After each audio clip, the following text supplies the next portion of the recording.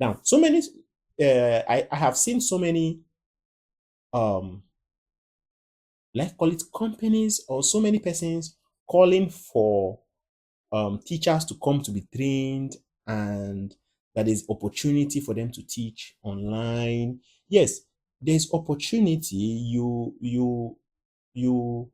you can make it while teaching online, but at the same time you have a lot of work to do.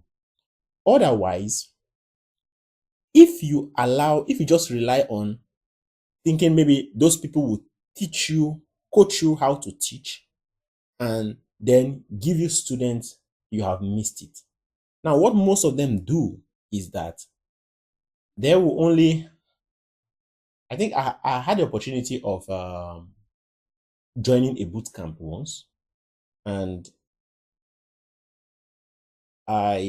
because I've started teaching online, I think it was of no value. Let me use that word. No much value to me. No much value. Okay, because definitely I learned one thing. I learned one or two from them. But it is more than it is less than how they package it. Okay. So what they do is that they will teach you, they will only tell you. The one I joined, they were busy giving us assignments rather than teaching. Okay, it was only once, and somebody came and explained how he uses the Google Meet online to teach. Okay, so I'm not going to charge you for anything to say you have to pay, because I know what teachers go through. Sincerely, I will tell you, I have been there for 9 years, so I feel the pains. As a teacher, you can't boast of savings much. Your savings must be from your lessons, extra lessons you keep. It can't be from your school, unless maybe you are working in a big school or a federal school.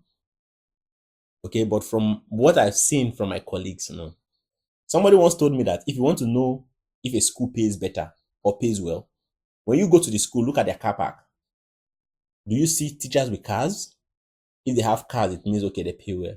But if it is only the principal, the vice principal, and maybe one or two old staff, retired staff that owns a car, then you know that you should run for your life. Especially, look out for the male teachers.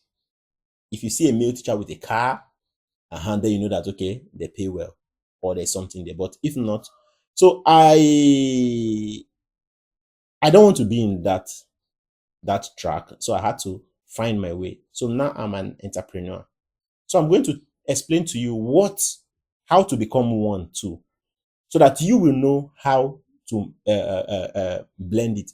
If you can combine teaching in school as well as having an extra class, good and fine.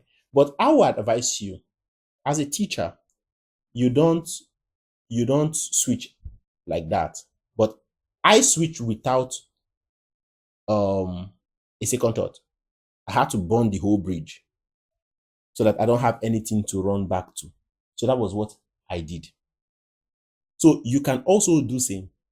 As a teacher, I would advise you that while teaching in school, try to save, get some of these gadgets that I'm going to show to you, and then while you're teaching, then when it is now 50-50, just like I did, you discover that okay, you're not making money from here, you're making money from here, then you look at which is better, and then you switch over. Okay. But if you are a family man or a woman who has kids and so many things to take care of, it will be very difficult for you to do that, because you will have to sacrifice including your family for that. But if it's something you can do, then you can easily switch over. All right.